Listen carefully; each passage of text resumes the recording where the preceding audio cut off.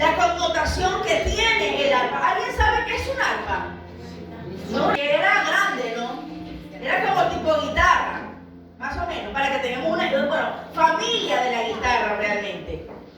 Pero, ¿qué representaba el arca en el Antiguo Testamento? Escuche esto. El arca era un instrumento de adoración. El arpa era un instrumento de adoración y era uno de los principales instrumentos usados en el templo. ¿Ok? Sigan.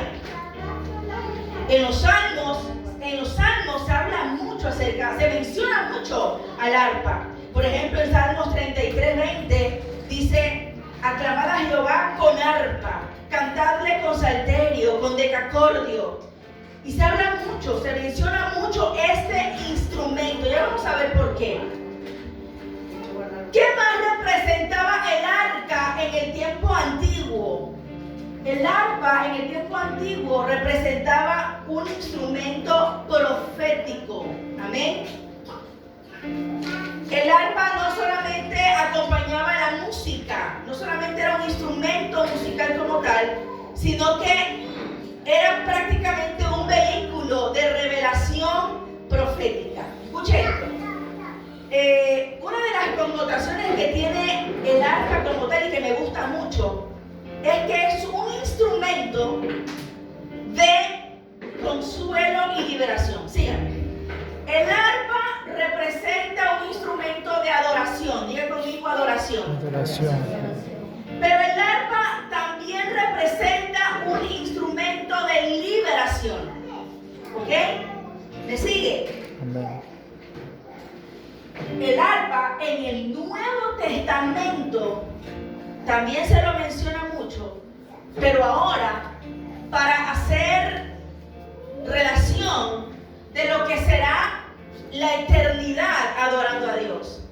Por ejemplo, en el libro de Apocalipsis 5:8 habla de que los 24 ancianos tenían arpas y copas de oro llenas de incienso. ¿Ok? Al final del día, el arpa, en otras palabras, es un instrumento poderoso. Diga conmigo: un instrumento poderoso. Un instrumento poderoso. En el libro de 1 de Samuel, capítulo 16, verso 14 en adelante, hasta por el 23. Es increíble lo que pasa con Saúl. Muchos sabemos la historia de Saúl y la palabra de Dios dice que el corazón de Saúl, que fue uno de los reyes que tuvo Israel, el corazón de Saúl se desvió de Dios, ¿verdad? Pese a que Saúl vio la mano de Dios ahí muy latente, la palabra de Dios dice que el corazón de Saúl se desvió. A tal punto que Saúl llegó inclusive a consultar a los muertos. Qué increíble, ¿no? La palabra de Dios dice en esta ocasión que como el corazón de Saúl se empezó a desviar, Dios no se estresa. Cuando una persona se quiere alejar de Dios, Dios está ahí para levantarnos, para restaurarnos. Pero si la persona ya no quiere, Dios simplemente dice: hay otro detrás de ti. Hemos escuchado otra vez dichos que dicen: nadie es imprescindible, nadie es indispensable.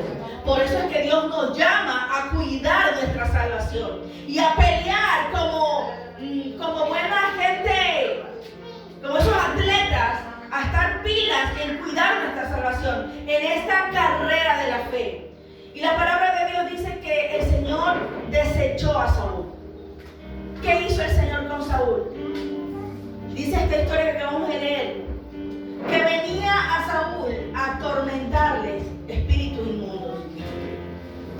Y Saúl se encontraba en desespero, porque estos espíritus venían a atormentarle. Y ojo, estos espíritus eran mandados por Dios para atormentar la vida de Saúl, porque Saúl se había alejado de Dios.